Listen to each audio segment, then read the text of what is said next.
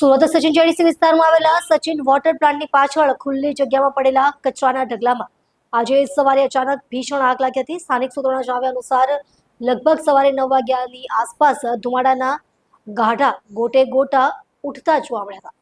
આગની જાણ થતાં જ ગુજરાત પ્રદૂષણ નિયંત્રણ બોર્ડની ટીમ તેમજ નોટિફાઈડ એરિયાની ટીમ ઘટના સ્થળે દોડી આવી હતી। બંને ટીમોએ આજુબાજુના વિસ્તારમાં હવાની ગુણવત્તા અને સલામતીનું મૂલ્યાંકન કર્યું। પ્રાથમિક તપાસમાં આગ લાગવાનું કારણ હજુ સ્પષ્ટ થઈ શક્યું નથી, પરંતુ શુષ્ક હવામાન અને કચરામાં રહેલા જ્વલનશીલ પદાર્થોને કારણે આગ ઝડપથી ફેલાતી હોવાનું શક્યતા વ્યક્ત કરવામાં આવી રહી છે। અગ્નિશમન વિભાગની ટીમ પણ 2 ફાયર એન્જિન સાથે ઘટના સ્થળે પહોંચી ગઈ હતી અને આગને કાબૂમાં લેવાના પ્રયાસો શરૂ કર્યા હતા। સદનસીબે આ ઘટનામાં કોઈ જાનહાનિ થઈ નથી, પરંતુ આસપાસના વિસ્તારમાં ધુમાડાને કારણે થોડો સમય અગવડ ઊભી થઈ હતી। જીપીસીબીની ટીમે નમૂના એકત્રિત કરીને વધુ તપાસ હાથ ધરી છે। નોટિફાઈડ એરિયાના અધિકારીઓએ જણાવ્યું કે આ પ્રકારની ઘટનાઓની પુનરાવર્તિતતા ન થાય તે માટે કચરા વ્યવસ્થાપન અંગે કડક સૂચનાઓ આપવામાં આવશે।